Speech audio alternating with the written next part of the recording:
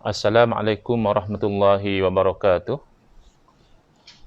Bismillahirrahmanirrahim. Alhamdulillahirabbil alamin. Wa afdhalus salati wa atammu taslimi ala sayyidina Muhammadin wa ala alihi wa sahbihi ajmain. Rabbi shrah li sadri wa yassir li amri wahlul 'uqdatam min lisani yafqahu qawli. Subhanaka la ilma lana illa ma 'allamtana innaka antal alimul hakim. Allahumma akhrijna min zulumatil wahmi wa akrimna binuril fahmi waftah alaina bima'rifatil ilmi wa sahhil akhlaqana bil hilm waj'alna mimman yastami'una al-qawla fayattabi'una ahsanah. Allahumma ati nufusana taqwaha wa zakkiha anta khairu man zakkaha anta waliyuha wa maulaha. Allahumma arinal haqqa haqqan warzuqna ittiba'ah wa arinal batila batilan warzuqna ijtinabah. Allahumma anfa'na bima 'allamtana wa 'allimna ma yanfa'una wa zidna ilman wa huda. Amma ba'd. Alhamdulillah muslimin muslimat yang mengikuti siri kuliah secara online melalui FB Live, iaitu yang dianjurkan oleh NGO Ahlus Sunnah wal Jamaah Research Group, dikenali sebagai ARG. Kita telah masuk ke siri yang ke-10 ya, di dalam menghuraikan kitab Penziarah Kubur Bukan Penyembah Kubur. Saya pun cari frame ya, ARG dah buatkan frame yang ada gambar kitab ni. Tak ada pula, dia sekejap ada, sekejap tak ada. Saya pilih je lah frame yang ada apa, bling-bling ni, yang ada macam star ni, sebuah geram cari. Selalu kadang ada juga yang ARG punya, walaupun tak ada yang kitab ni. Tapi hari ni saya cari apa ARG pun tak ada, yang ada gambar kitab pun tak ada. Pusing kiri kanan tak jumpa.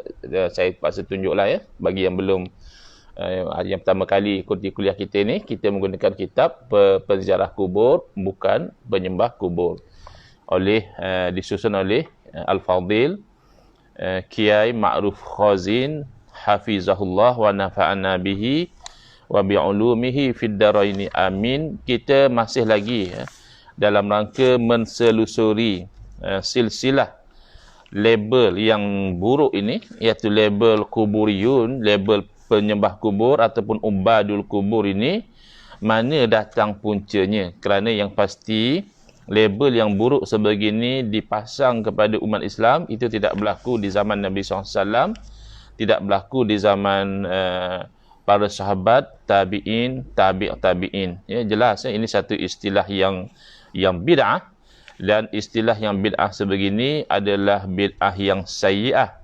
Kerana menyembah kubur itu hukumnya adalah haram, kufur.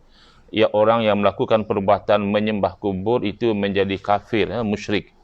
Maka sewenang-wenangnya meletakkan label sedemikian kepada orang-orang Islam yang pergi menziarahi kubur, khususnya kuburan para nabi, kuburan para aulia, orang-orang soleh, dan membaca Al-Quran atau berdoa di sisi kubur itu sebagai penyembah kubur, itu jelas satu bid'ah, perkara baharu yang sayyi'ah, yang buruk kerana bercanggah dengan panduan yang dibawa oleh Rasulullah sallallahu alaihi wasallam.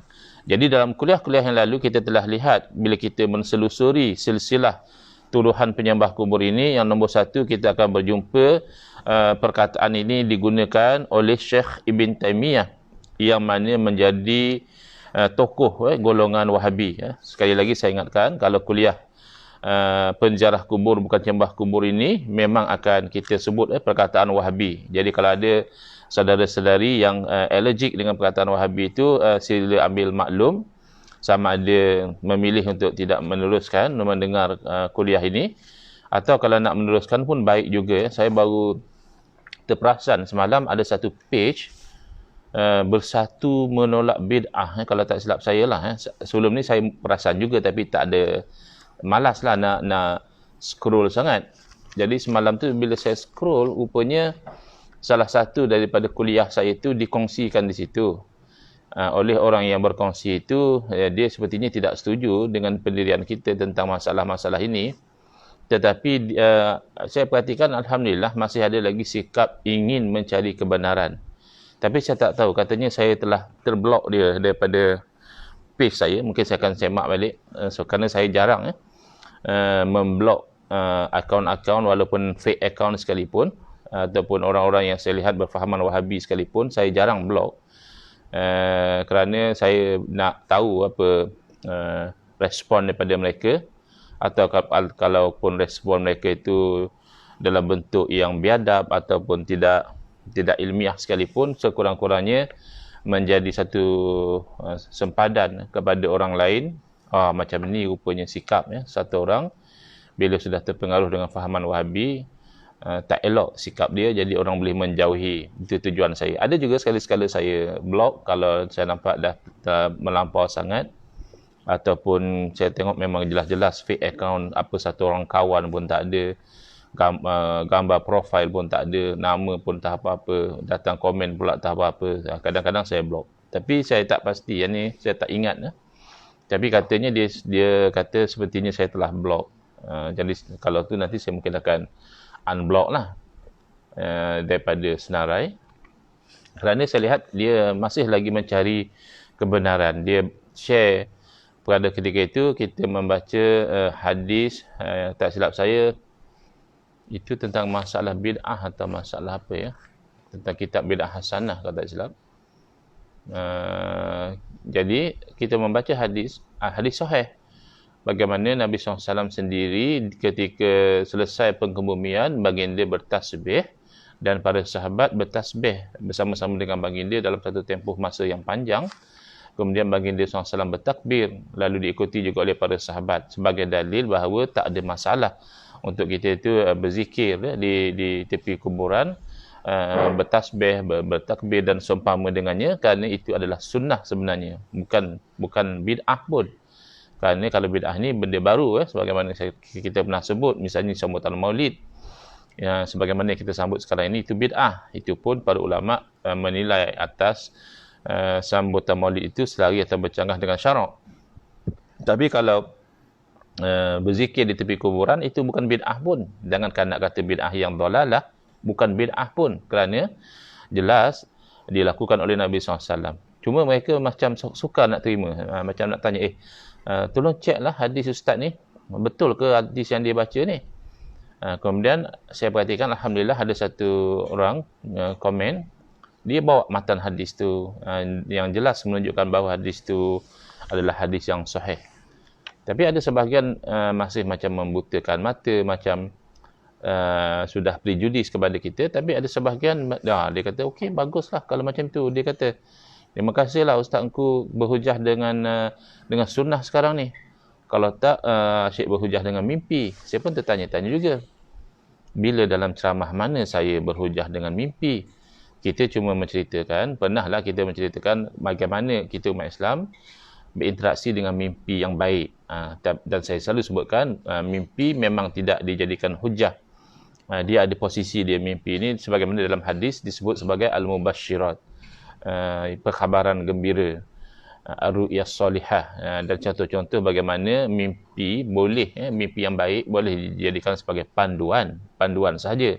Adapun kalau sebagai hujah, sebagai sumber hukum, mimpi tidak termasuk sebagai sumber hukum untuk kita. Jadi yang bagusnya, ada sebahagian tu saya lihat, okey, dia boleh terima. Ada sebahagian masih keberatan. Dia kata, susahlah kita kalau memang hadis ni sahih. Apa yang susahnya? Kalau hadis tu sahih, ikutlah, terimalah. Kamu juga yang selama ni kata kita dalam agama hendaklah berdalil dengan Quran dan hadis yang sahih. Sekarang sudah dibawa hadis yang sahih, tinggal lagi tak sesuai dengan apa yang tertanam dalam kepala kamu selama ini, menyangkakan bahawa berzikir di tepi kuburan itu adalah bid'ah yang sesat. Itu saja, tak familiar. Jadi biasalah bila kita tak familiar, kita rasa pelik. Tapi kepelikan kita itu tidak sewajarnya membawa kita sehingga menolak dalil yang daripada hadis yang sahih, lebih-lebih lagi maknanya jelas bahawa Nabi SAW melakukan, para sahabat melakukan, maka senang saja, tak ada susahnya, kamu berhentilah daripada menuduh amalan ini sebagai bid'ah yang dalalah, kerana ianya bukan bid'ah pun, ianya adalah sunnah. Jadi kebanyakannya mereka tanpa mereka sedari, ataupun mungkin juga sebahagian menyedari, mereka ta'assub kepada Syekh Ibn Taimiyah.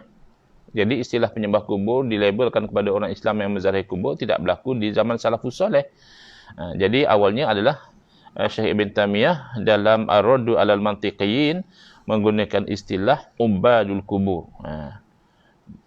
Ubadul kubur, penyembah-penyembah kubur.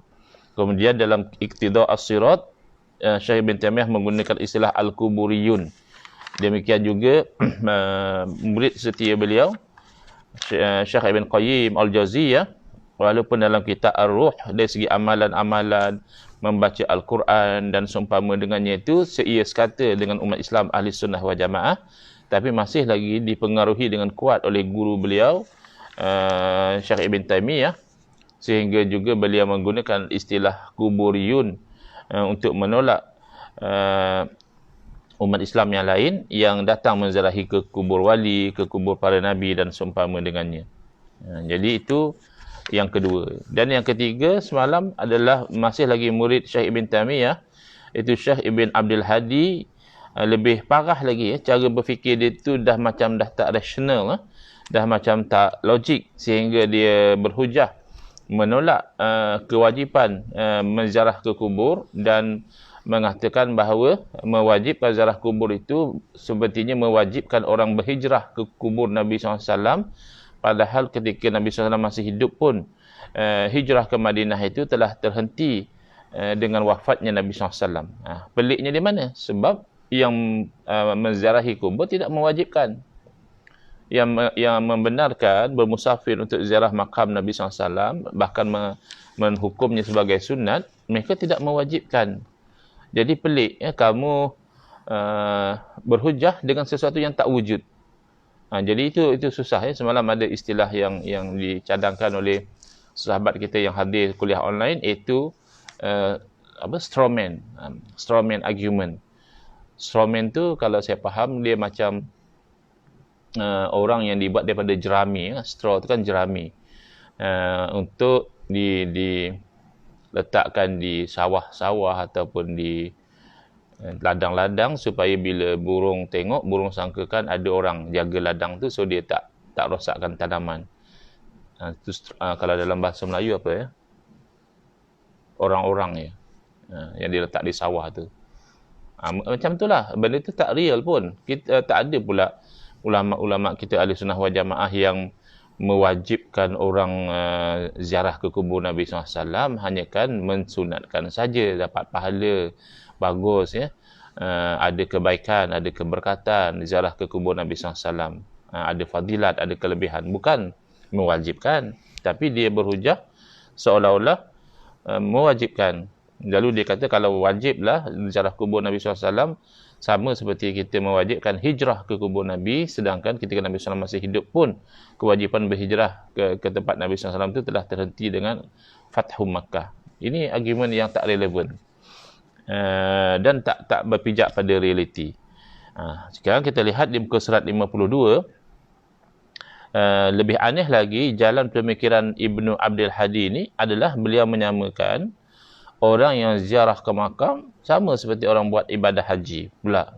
Padahal dia dua benda yang berbeza. Ibadah haji tu jelas tak boleh kita buat selain daripada ke Kaabah. Hatta kita kata kita nak buat haji di Madinah pun tak boleh. Padahal Madinah juga dianggap sebagai tanah suci. Tanah suci Makkah, tanah suci Madinah. Tapi kalau kita memilih untuk buat haji di Madinah, itu adalah bid'ah yang sayyi'ah. Bid'ah yang buruk, yang bercanggah dengan syariat. Apatah lagi kita nak haji di Pulau Pinang, kita nak haji di Putrajaya misalnya. Susah-susahlah COVID-19 ni, nak pergi ke Mekah pun tak dibenarkan. Dah beratur visa haji dah lama dah. Haji di Putrajaya je lah, tak boleh. Itu jelas ya. Tapi menziarahi kubur ialah menziarahi kubur. Jelas menziarahi kubur tu kekuburan. Dan menziarahi kubur tak sama dengan ibadah haji. Tapi itulah cara pemikiran yang tak tepat ini, rupanya bukan benda baru. Kalau kita berdepan dengan kawan-kawan yang sudah terpengaruh dengan fahaman macam ni, kita tengok apa cara dia berhujah macam ni, tak ada lawan pun. Ini bukan benda baru. Bahkan diwarisi daripada tokoh-tokoh mereka yang silam.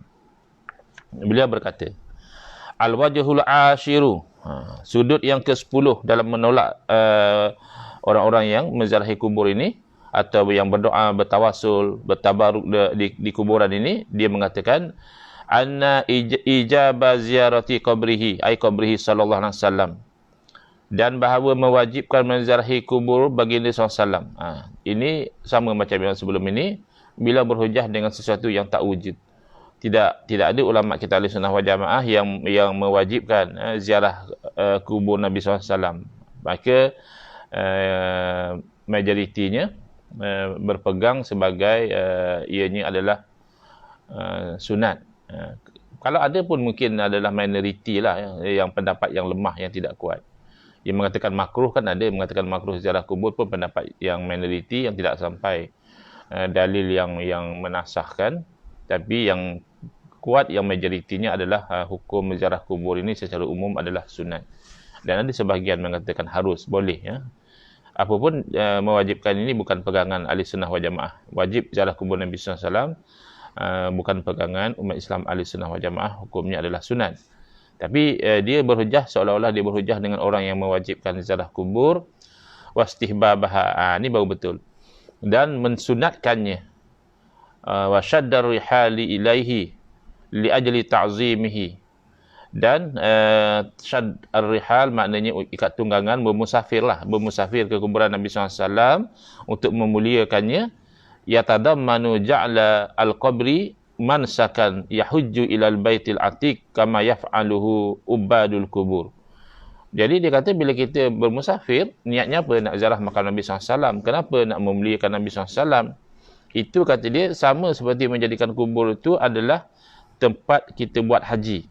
Yang mana kita itu berhaji ke Baitullah, tapi orang yang penyembah kubur ini kata dia pergi buat haji ke kubur. Wala siyama fa innahum ya'tuna indahu binaziri ma ya'ti bihil haju minal wuqufi wad du'ai wat tadarrui. Dan ramai di antara mereka itu, kata dia lebih-lebih lagi, ramai antara mereka itu dia datang kubur tu sama macam dia pergi haji, kata dia. Sama macam orang buat haji. Berdiri, wukuf, kemudian berdoa, kemudian tadarruk dengan penuh rendah diri. Jadi samalah, kata dia. Teruklah macam itu. Memang orang pergi ke kuburan biasanya berdiri, ada juga yang duduk. Dan memang Nabi SAW pun berdoa di tepi kubur. Dan berdoa itu yang paling cantik dengan ada tadarruk, dengan rasa rendah diri, dengan rasa menghayati, menangis dan sebagainya. Tak ada masalah pun. Kenapa pula kalau begitu? Adakah orang yang pergi ke masjid, lalu dia bersolat di masjid, kemudian dia itu berdoa, dia menangis, adakah dia menjadikan masjid sama seperti tempat haji, sama seperti Kaabah yang orang buat haji di situ? Jelas tidak. Ini persamaan yang tidak menukarkan nature ziarah kubur daripada ziarah kubur menjadi buat haji. Tidak ada langsung relevan di situ. Jadi dah macam takalluf, dah jadi macam dibuat-buat hujah sebegini semata-mata untuk menolak amalan menziarahi kubur dan berdoa, bertawasul, bertabaruk di kuburan. Semata-mata itu maka dikait-kaitkan secara bukan-bukan.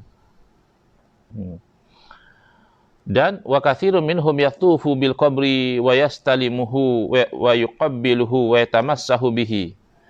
Dan ramai antara yang ziarah kubur, kata dia, tawaf, pusing kubur itu, istilam, pegang kubur itu, ataupun mencium kuburan itu, ataupun menyapu kuburan tersebut. Cuma dia kata, falam yabqa alaihi minal a'malil manasik illal halqu wan nahru wa ramyul jimar. Cuma dia kata yang tak buat lagi, yang sama macam kerja haji, ia adalah bercukur, menyembelih binatang dan juga melontar. Itu je yang tak buat. Yang lain tu dah macam buat haji dah kata dia. Ada tawafnya, ada istilamnya, ada cium macam kita cium Hajarul Aswad. Jadi nanti kita akan jawabnya sebenarnya dia bukan isu tawaf.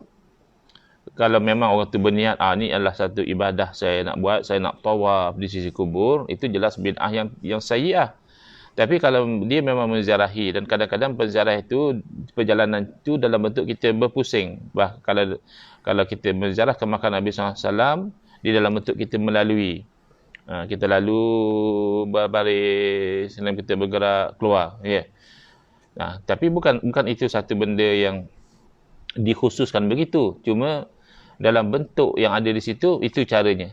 Kalau kita ziarah mungkin time orang tak ramai, tak perlu berbaris berjalan macam tu, just pergi ziarah, kemudian kita boleh keluar daripada pintu sini, boleh keluar daripada pintu sana. Tapi ini kenapa macam ada sistem macam tu, terus sampai kat kubur dan bergerak lagi dan keluar ke sana. Sekarang memang begitu bentuk dan sesuai dengan keadaan bilangan ramainya orang yang menziarahi ke makam. Tapi ada setengah makam itu, cara keluarnya itu adalah berpusing balik. Jadi kalau itu yang dinamakan tawaf, itu kan jelas kelakar lah, tak ada kena-mengena. Tapi kalau betul ada orang pergi ke kubur lalu dia tawaf, seperti mana tawaf Kaabah 7 kali misalnya, itu jelas bid'ah yang sayyi'ah. Itu bukan satu perkara yang dituntut. Kemudian istilah memegang kubur itu, dia ada ceritanya dilakukan oleh para sahabat yang menyembamkan mukanya ke kuburan itu, sahabat Nabi.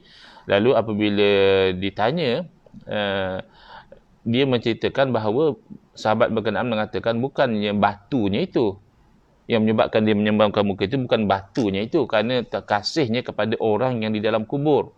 Itu yang mereka gagal faham ya, bila misalnya orang mencium surat misalnya. Apa ada pada surat ini? Kertas saja. Apa yang nak dicium-ciumnya? Tapi kadang orang yang mencium surat itu, dia tidak memandang kepada kertas, dia memandang kepada pengirim surat yang dia kasihi. Kekasih dia, ibu dia, isteri dia, suami dia, anak dia.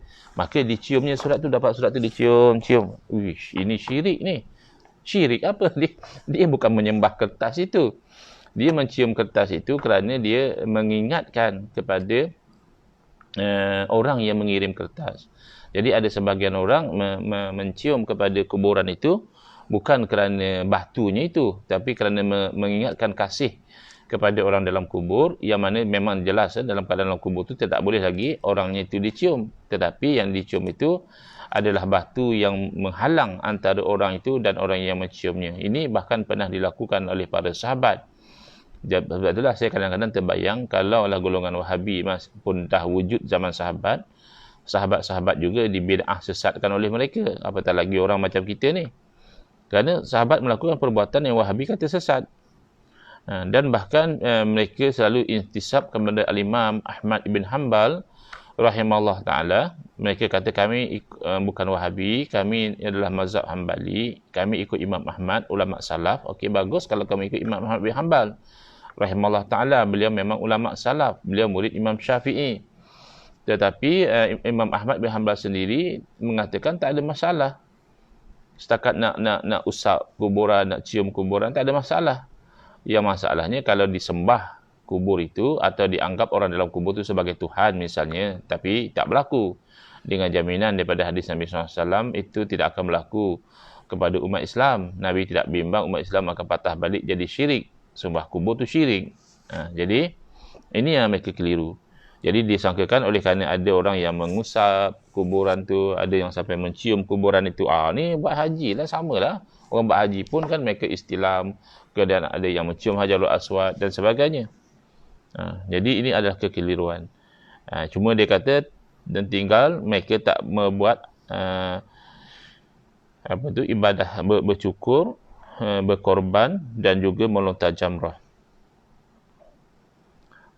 Fa ijabul wasilati ila hadza al-mahdhur aw istihbabuha min a'zamil umuri munafatan lima syara'ahu Allah wa rasuluhu. Dan dia kata mewajibkan, bahkan mensunatkan jalan kepada perkara yang dilarang ini. Jadi dia anggap mengusap kubur itu haram, apatah lagi mencium kubur itu haram. Maka kamu mewajibkan jalan orang buat benda haram atau mensunatkan sekalipun jalan untuk orang buat benda haram, itu bercanggah dengan apa yang disyariatkan oleh Allah dan Rasul. Itu yang ditulis. Jadi memang kalau kita baca dengan fikiran yang sihat, memang luculah cara berfikir macam ini, sehingga kan ada nak dipaksa-paksakan, nak menyamakan orang yang ziarah kubur dengan orang yang buat haji. Dan yang keduanya memang pegangan kita ziarah kubur, hatta kubur Nabi SAW sekalipun, hukumnya adalah sunat dan bukannya wajib. Ini hanya satu adab daripada umat baginda terhadap baginda SAW. Kalau ketika baginda masih hidup, orang-orang beriman itu menziarahi kepada Nabi SAW, maka setelah baginda wafat, orang-orang beriman itu menziarahi kepada kubur Nabi, makam Nabi SAW. Satu perkara yang perlu dicatatkan juga, orang-orang yang Wahabi ini, dia memandang kalau kita memanggil seseorang itu sebagai Sayyid ataupun Sayyidi, kita dah menjadikan orang itu sebagai Tuhan. Jangan kata Ustaz engkau ni pandai buat fitnah. Orang-orang mereka ni kadang-kadang suka cakap macam tu. Ini semua fitnah, ini suka melabel orang. Bukan masalah fitnah atau label, kamulah kena rajinlah sikit. Jangan hanya dalam keadaan denial. Semua yang dikata bukan, tak betul. Cuba buat kajian sedikit yang menyamakan orang yang menyebut Sayyidi dengan penyembah berhala musyrikun di zaman Nabi SAW. Itu adalah Syekh Muhammad Ibn Abdul Wahab sendiri. Ada kadang-kadang mereka ta'assub dengan Syekh Abdul Wahab, yang kena bela dia kata tak, Syekh Abdul Wahab tak macam itu, Syekh Abdul Wahab tak mensyirik-syirikkan orang. Mungkinlah ada antara pengikut dia yang keliru yang buat benda macam itu. Tak. Cuba cek dalam kitab Kashfus Syubhat. Kashfus Syubhat yang ditulis oleh Syekh Muhammad bin Abdul Wahab sendiri. Beliau menyamakan orang yang memanggil orang lain, mungkin wali, macam kita panggil Sayyidi Syekh Abdul Qadir Jailani, Sayyidi Syekh Ahmad Al-Badawi, Sayyidi Syekh Ahmad Al-Rifai, Sayyidi ni adalah satu perbuatan yang sama seperti orang-orang Arab dahulu memanggil kepada berhala yang mereka sembah. Jadi menyamakan demikian. Padahal kita lihat misalnya Ibn Abdul Hadi dalam beliau memuja, mengkagumi guru beliau Syekh Ibn Taimiyah, memanggilnya sebagai Sayyidi, dengan panggilan Sayyid. Di mana bagi Wahabi menyebut Sayyid kepada Nabi Muhammad SAW pun adalah satu perkara yang dilarang. Tapi kalau kepada Ibn Taimiyah dia dah jadi hilang pertimbangan dah. Kalau pada Nabi mana boleh. Bahkan dipopularkan hadis yang palsu, la tusayyiduni, jangan kamu menyebut sayyid kepada aku. Itu jelas hadis yang palsu. Tapi oleh kerana sesuai dengan selera dia, kadang dia pejam mata juga. Kecuali yang insaf lah. Ada juga di kalangan kawan-kawan kita yang berfahaman Wahabi itu, dia lebih rasional. Dia pun mengaku bahawa yang riwayat la tusayyiduni itu riwayat yang palsu. Tapi kalau bila tiba mensayyidkan Syekh Ibn Taimiyah, mereka okey saja, diam saja. Amma ba'du fahadhihi nubdatun yasiratun mukhtasaratun fi dhikri hali sayyidina wa syaikhina Syekhul Islam Taqiyuddin Abil Abbas Ahmad bin Taimiyah rahimahullah wa radiya anhu wa athabahul jannata bi rahmatihi, dan seterusnya. Jadi kalau orang kata Sayyidina wa Habibina wa Syafi'ina wa Zukhrina wa Maulana Muhammad, ini gulu, ini melampau sangat memuliakan Nabi SAW. Apa yang gulunya? Gulu ni kalau kita menuhankan Nabi, setakat kita memuliakan Nabi SAW sebagai penghulu kita, sebagai yang memberi syafaat kepada kita, sebagai kekasih kita, sebagai orang yang bernilai tinggi di sisi kita, itu tidak ada masalah.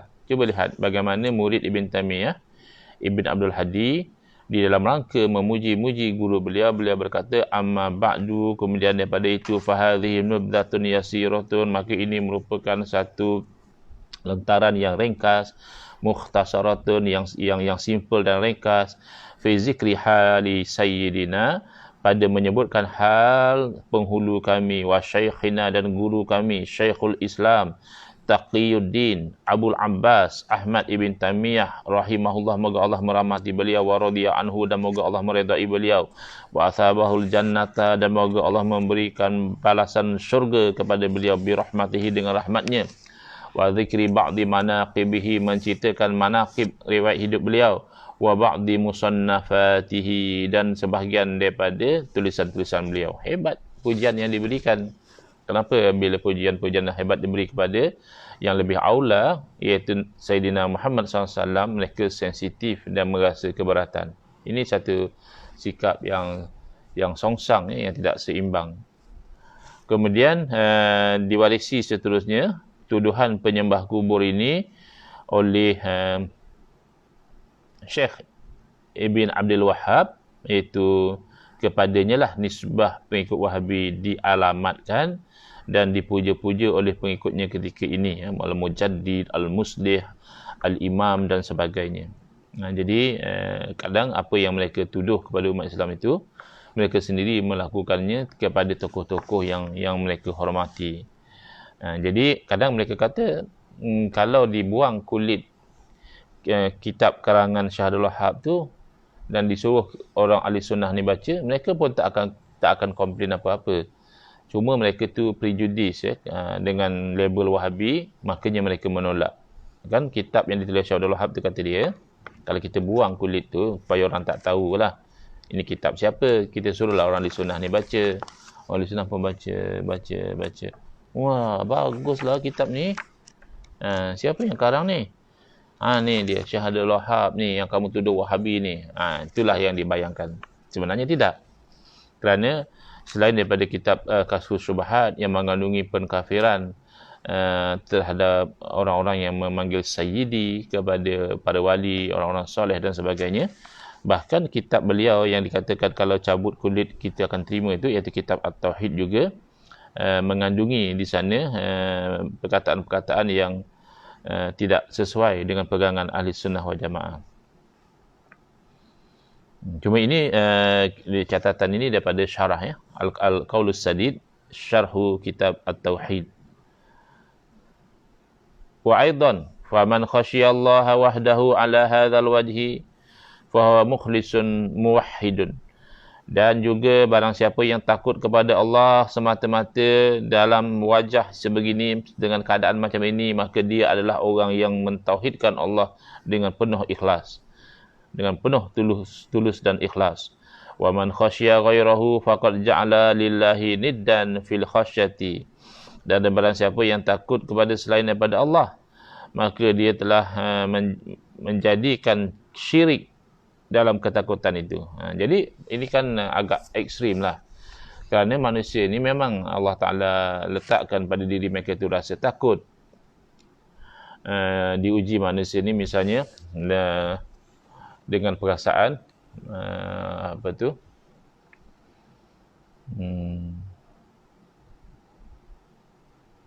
tak datang perkataan yang mula-mula tu. Bisyai'im minal sebelum tu, bisyai'im minal khawfi wal ju'. Tak mari pula perkataan yang awal tu, tak mari kuncinya tu tak datang. Kan manusia ni diuji dengan dengan kelaparan, dengan rasa takut tu pula kerana takut kepada kematian, takut kepada kurang harta dan sebagainya. Bahkan Nabi Ibrahim AS kan dalam Al-Quran cerita, bila dizarhi oleh malaikat dalam rupa manusia, lalu dihidangkan daging, makanan kepada malaikat ini, malaikat itu tak makan, ada rasa gentar, takut dalam hati Nabi Ibrahim AS, ini siapa ni?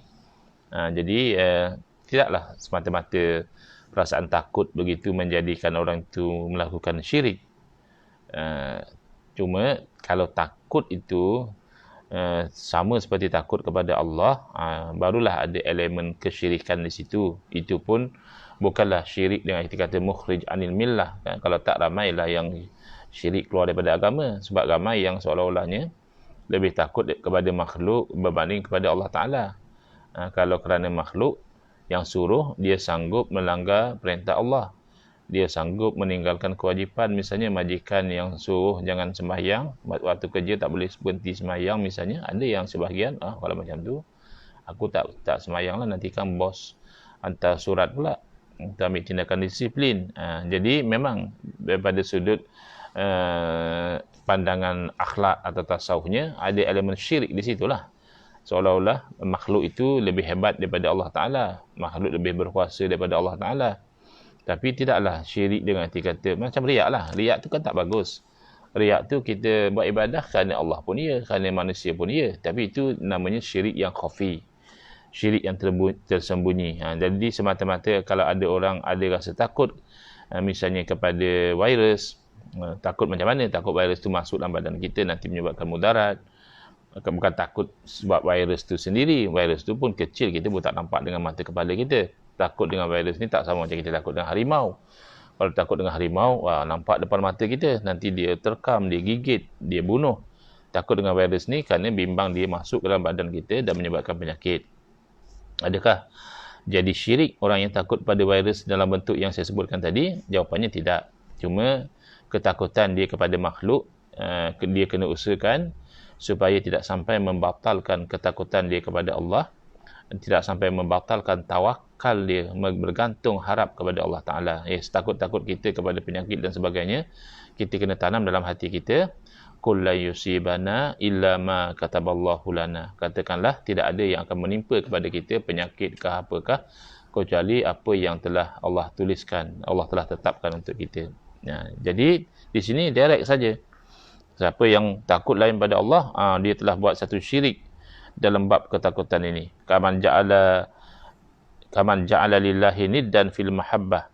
Sebagaimana orang juga menjadikan untuk Allah tu sekutu, syirik pada kasih.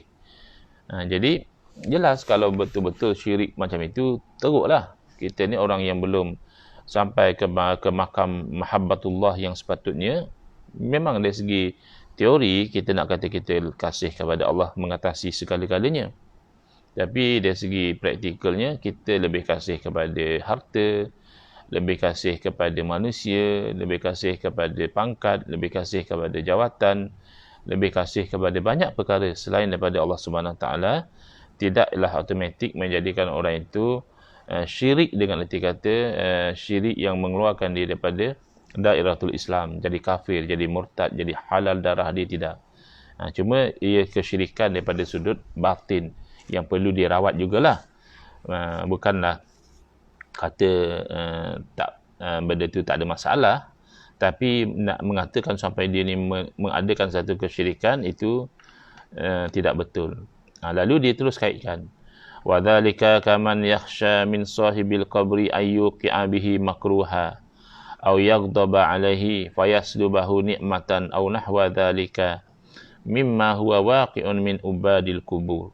Ini juga satu bentuk tohmahan yang tidak tepat, yang mana dia mengatakan sebagaimana orang yang takut kepada orang dalam kubur, bahawa orang dalam kubur itu nanti akan mendatangkan satu perkara yang tidak baik, ataupun orang dalam kubur nanti marah kepada dia, lalu orang dalam kubur itu menarik nikmat. Misalnya orang dalam kubur ni marah kat saya nanti, dia tarik nikmat kesihatan, dia tarik nikmat harta misalnya, yang mana berlaku kepada penyembah-penyembah kubur. Jadi ini yang kita tak setuju, kerana orang yang menziarahi kubur tidak demikian. I'tikad mereka tidak sebagaimana yang disangkakan ataupun yang disuuzon, yang disangka buruk oleh mereka. Kerana kita tahu buruk dan baik itu semuanya daripada Allah Subhanahu Wa Taala. Hanya kan kita menghormati, kita ta'zim, memuliakan atas dasar kemuliaan orang itu. Kerana kita orang-orang beriman yakin kemuliaan seseorang insan itu tidak terhapus, tidak hilang semata-mata dengan kematian. Nabi SAW insan yang mulia, yang paling mulia, yang dikasihi oleh Allah, yang dikasihi, dihormati oleh para malaikat, baginda tetap kekal demikian selepas daripada kewafatan baginda. Maka kita umat Islam juga ada perasaan hormat, kasih, kagum dan sebagainya kepada Nabi SAW, dan perasaan itu tidak sewajarnya hilang begitu saja ketika kita menziarahi kubur Nabi SAW. Tak boleh kita kata, wah dia ni hormat betul kepada Nabi, masa pergi ziarah kubur Nabi, syiriklah dia ni. Tidak demikian. Kerana mengasihi pada Nabi SAW itu adalah satu tuntutan agama. La yu'minu ahadukum hatta akuna ahabba ilahi min walidihi wa walidihi wan nasi ajma'in, atau kama qala sallallahu alaihi wasallam. Tak sempurna iman seseorang kamu sehingga aku, yakni Nabi SAW, menjadi orang yang dia paling kasih, mengatasi kasih dia kepada bapa dia, mengatasi kasih dia kepada anak dia, mengasihi kasih dia kepada seluruh manusia. Jadi kasih oleh Nabi SAW ni bukan syirik. Ini kekeliruan yang ada bermain dalam fikiran pengasas fahaman Wahabi, yang mana dia nak mengatakan kalau ada kasih kepada seseorang, lebih lagi orang tu dah mati, kata dia, itu adalah syirik. Bila kamu nanti akan takut orang tu buat sesuatu yang tak baik pada kamu akan takut nanti orang dalam kubur tu tarik nikmat kamu. Ini tidak berlaku kepada orang Islam yang ziarah kubur. Mereka tahu bahawa yang buruk dan baik itu daripada Allah Ta'ala. Cuma memanglah kadang-kadang manusia ni, walaupun dia sendiri akan ke sana, dia ada rasa cuak dengan kubur ni. Macam kita sendirilah. Apa kata kita pergi bermalam di kubur, kita rasa cuak lah, sebab kat situ kan tempat orang mati. Bukan sebab kita mensyirikkan kata orang dalam kubur tu boleh mendatangkan sesuatu, tapi perasaan suasana di kuburan tu menyeramkan. Sebab tu kadang saya pernah tengok video mereka kena orang, dia suruhlah duduk di tepi kubur tu, kemudian ada orang yang menyorok dengan pakaian kain kafan, dah lama tu duduk di kuburan tu, tiba-tiba dia bangun. Oh, lintang pukang orang tu lagi. Jangan kata orang tu, kita sendiri pun barangkali kalau diperkenakan prank yang macam itu, sebab suasana tu menyeramkan di kuburan ni. Bila dalam keadaan seram macam itu, disergah pula dengan orang yang menyamar berpakaian dengan pakaian kain kafan dan sebagainya, maka kita pun akan rasa takut. Kita akan lari dengan ketakutan. Adakah kita ketika itu syirik kepada Allah dengan makna menjadi kafir, keluar dari Islam kerana takut? Jelas tidak demikian ajaran yang diajak oleh Nabi SAW.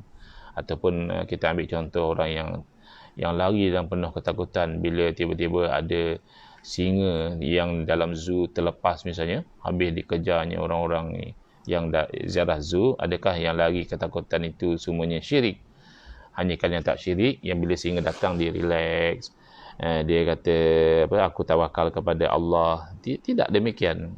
Bahkan sebab itu dalam Islam pun ada solat syiddatul khauf, solat yang lain caranya dalam keadaan bersangatan takut. Jadi ketakutan semata-mata dalam hati manusia itu tidak bererti menjadikan satu syirik bagi Allah Ta'ala, ataupun rasa kasih kepada orang yang hidup maupun kepada orang yang telah meninggal dunia juga tidak menjadikan seseorang itu mensyirikkan Allah dalam rasa kasih kepada Allah Subhanahu Wa Taala. Jadi ini kekeliruan yang ada dalam fahaman Syekh Muhammad bin Abdul Wahab sendiri. Seterusnya, ini tokoh sezaman dengan kita. Yang tadi itu tokoh yang silam. Syekh Abdul Wahab tu pertengahan antara silam dan zaman kita. Ini Syekh Ibn Baz. Syekh Ibn Baz tokoh zaman kita. Abdul Aziz bin Abdullah Ibn Baz adalah ulama Wahabi yang menjadi pimpinan Komisi Fatwa Arab Saudi, Al-Lujnah Ad-Daimah lil Buhuth wal Ifta. Nak terjemah apa ya? Lujnah ni macam satu council, satu majlis untuk melakukan kajian dan mengeluarkan fatwa. Dan ini lujnah ini kerap sekali dijadikan reference oleh ustaz-ustaz Wahabi. Jadi sebab itu bila kita katakan tokoh ini dia berfahaman Wahabi, jangan sensitif sangat. Dia ada indikasi dia. Dia ada yang konklusif, ada dia indikasi. Maknanya tak semestinya itu konklusif, tetapi kalau kerap dalam menyatakan hukum merujuk kepada lujnah daimah, sikit-sikit lujnah daimah kata macam ni, sikit-sikit lujnah daimah kata macam ini, maka ada indikasi kemungkinan orang itu berfahaman Wahabi, ataupun paling tidak dia ni blur, dia tak faham tentang masalah Wahabi ni sehingga dia kerap memetik fatwa-fatwa daripada sumber-sumber Wahabi. Salah satulah, sama ada dia pun tak tahu, dia pun tak perasan, dia ingatkan okey je, ataupun memang dia sendiri sudah terpengaruh dengan fahaman Wahabi. Kerana ini pusat pengeluaran fatwa oleh tokoh-tokoh ulama Wahabi. Dan ia juga yang paling kerap menyebut penyembah kubur dalam fatwa-fatwanya. Dan bahkan ini yang dikatakan takfiri. Kalau kita tegur, macam semalam saya buat posting, saya kata bahaya. Orang fahaman Wahabi ni, ideologi Wahabi ni berbahaya. Jangan diangkatlah orang yang ada ideologi Wahabi ni pada jawatan-jawatan penting, memegang amanah-amanah keagamaan, fatwa dan sebagainya. Kerana ideologi mereka itu ada elemen takfiri. Ada elemen mudah menganggap orang Islam lain tu kafir. Cuba lihat apa yang difatwakan di sini. La tasihhu salatu wara'a ubadil kuburi wa 'alal muslimi ayyuna siha akhahu alladhi yajhalu hukma salati wara'a ubadil kubur. Fatawa al-Lujnah ad-Daimah lil Buhuthi al-Ilmiyah wal Ifta. Juzuk yang ke-9. Muka surat 389. Tidak sah sembahyang di belakang penyembah kubur. Daripada satu sudut memang betul lah. Kalau memang orang tu sembah kubur, kafirlah dia. Kalau kafir dia, mana sah kita sembahyang berimamkan orang kafir. Tapi masalahnya yang kamu tuduh sebagai penyembah kubur itu hanya penziarah kubur. Orang yang berdoa, yang bertawassul, yang bertabaruk, itu tidak menjadikan orang itu penyembah kubur. Itu masalah dia. Kalau setakat mengatakan orang yang sembah lain pada Allah itu kafir, maka kalau kita sembahyang tak sah kita jadi makmum kepada dia, itu memang betul. Tapi masalahnya dari segi factual, dari segi reality, yang kamu anggap sebagai penyembah kubur itu bukan penyembah kubur. Dan wajib kata seorang Islam, kata dia, menasihati saudaranya yang jahil tentang hukum sembahyang di belakang penyembah kubur. Jadi dianggap kita ni tak sah jadikan imam. Kenapa? Kita ni adalah penyembah kubur bagi dia. Ini yang tak betul. Kalau semata-mata dikatakan tak sah sembahyang sebelah orang yang tak sah sembahyang di belakang, yakni jadi makmum kepada orang yang menyembah kepada selain daripada Allah, itu memang jelaslah betul. Tapi kita berziarahi kubur, bertawassul, bertabaruk dan sebagainya, itu tidak menyembah kepada orang dalam kubur. Ini the sharp difference. Ini perbezaan yang tajam antara umat Islam di Sunnah wal Jamaah dan juga golongan Wahabi dalam memahami isu ini. Jadi mereka sentiasa memandang hina kepada kita. Kalau kita ni dianggap tidak ada harga, makanya kalau nak diaibkan, isu tak pakai kepiah pun diaibkan. Itu saya tengok memang tidak ada adab dan akhlak lah. Kalau saya yang orang yang diberikan kepercayaan untuk memberi nasihat kepada pihak kerajaan ataupun kepada pihak istana, saya akan kata lantiklah orang ni jadi mufti. Sebab orang yang melawan dia terbukti orang yang jahat akhlak dia. Kerana ambil gambar hamba Allah ni tak pakai kepiah. Bila masa dia tu ada di UK, lama dah, tahun 2013 dahulu dia ada bergambar. Yalah, kita pun bukan ustaz-ustaz sekarang pun bukan ramai yang bukan sedikit yang tak pakai kepiah. Kadang-kadang yang pakai kepiah masa mengajar saja. Dulu guru saya pun di UIA ajar baca kitab-kitab turas, beliau hanya pakai kepiah time nak mengajar saja, kerana bagi beliau itu adab dalam majlis ilmu. Sekarang yang orang yang berfahaman Wahabi ramai saja tak pakai kepiah. Yang pakai topi baseball pun ramai, yang pakai topi bereta pun ada, yang macam-macam lah ya. Conteng muka dan sebagainya, macam-macam. Tapi bila ada satu tokoh yang dari segi keilmuan dia, dari segi pengalaman dia tentang fatwa dan sebagainya bagus, semata-mata beliau tidak berfahaman Wahabi, semata-mata beliau tidak mesra dengan fahaman Wahabi, lalu seolah-olahnya halal untuk dia tu dijatuhkan, diaibkan dengan benda-benda yang tak apa-apa. Oh, dia ni adalah penyokong totok parti PAS. Lah, so what kalau disokong parti PAS? Kan kita negara demokrasi. Bila negara demokrasi dalam konteks parti politik, seorang tu bebas untuk menyokong parti mana. Dan mana bukti dia totok? Totok ni mana taksub lah. Taksub kita tak nak lah. Mufti mana boleh taksub. Mufti dia kena clear, dia kena jelas, dia tidak bias pada parti ni, tak bias pada parti tu. Dia menyatakan hukum jelas bagaimana yang Allah Ta'ala kendaki. Itu betul lah.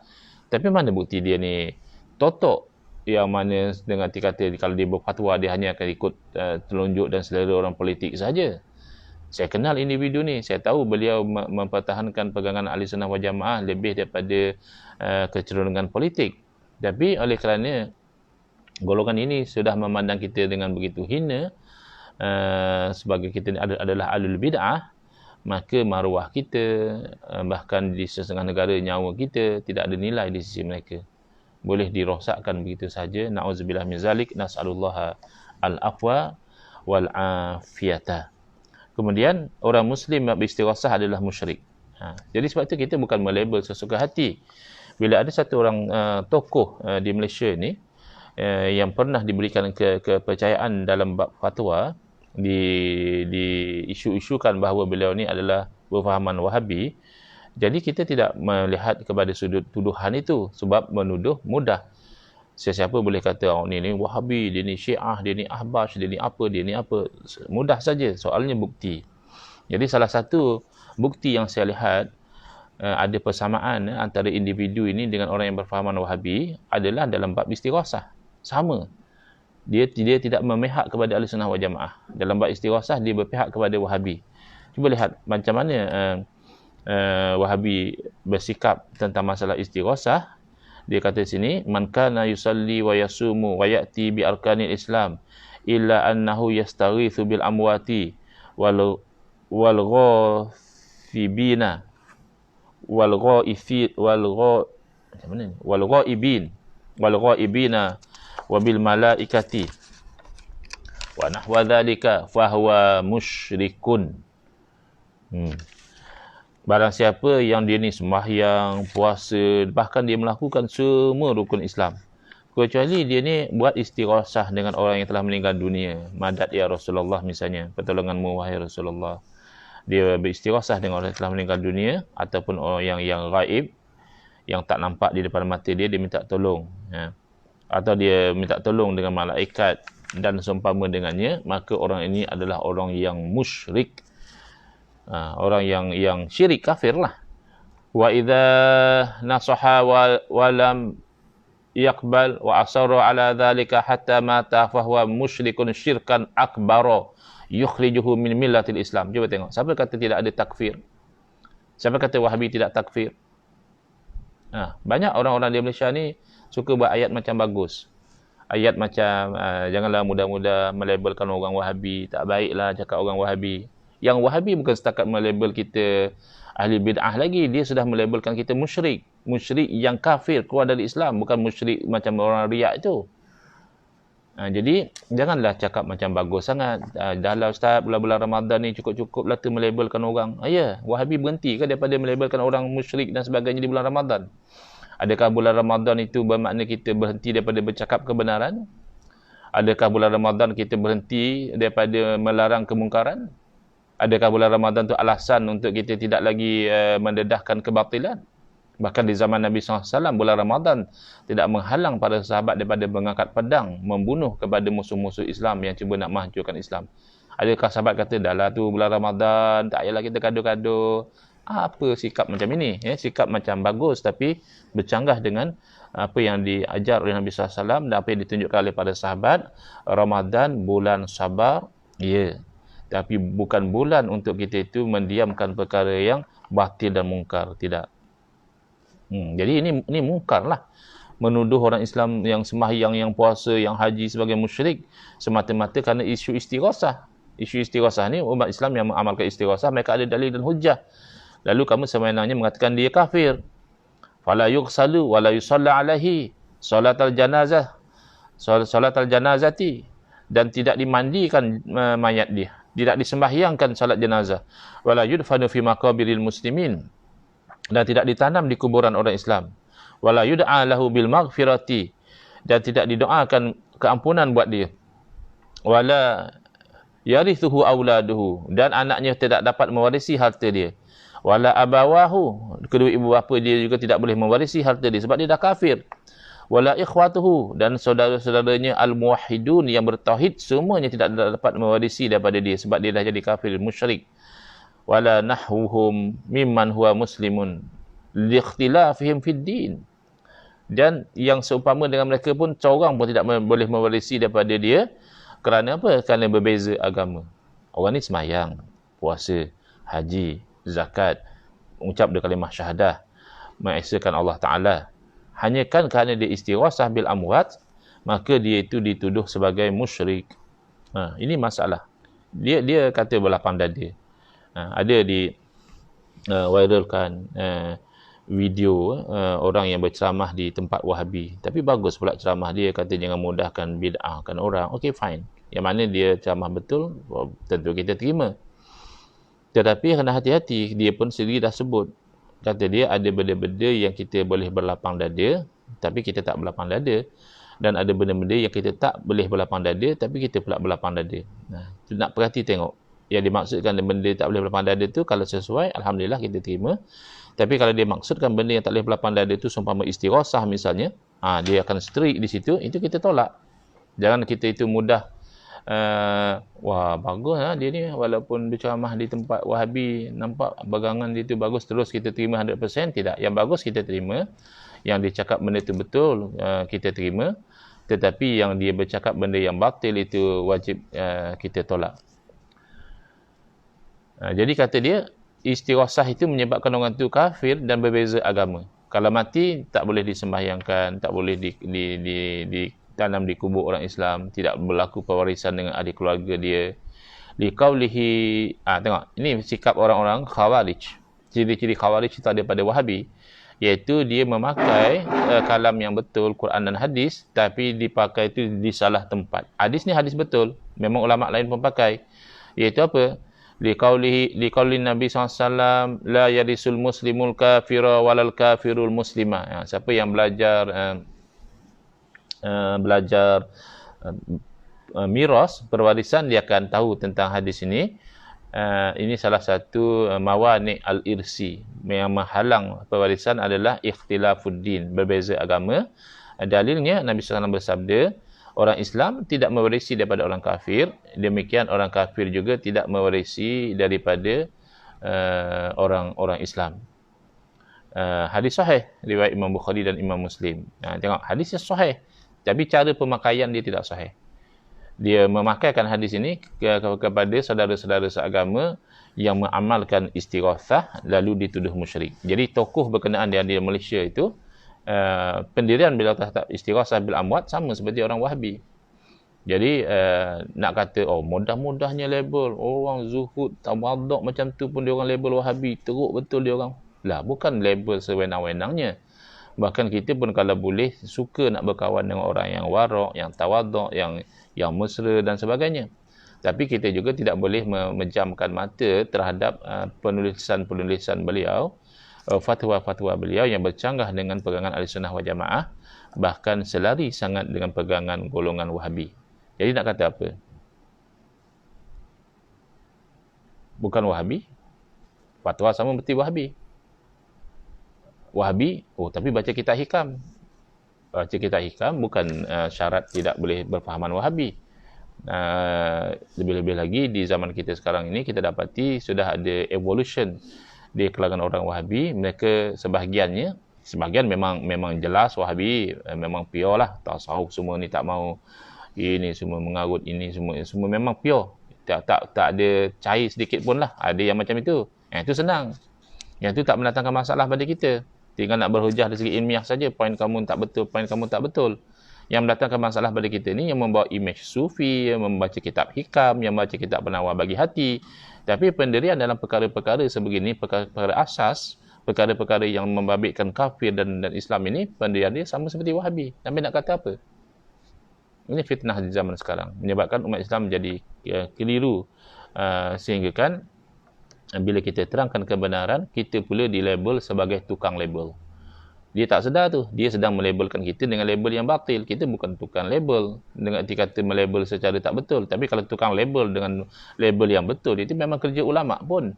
Ulama melabelkan ini Mu'tazilah, ini Murji'ah, ini Jahmiyah, ini apa. Itu memang kerja yang bagus. Ahli hadis melabelkan orang ini siqah, orang ini muttaham bil kazib, orang ini apa, melabelkan, itu bagus. Yang tak bagus, bagaimana yang Wahabi buat, orang pergi ziarah kubur dilabelkan sebagai ubadul kubur, penyembah kubur.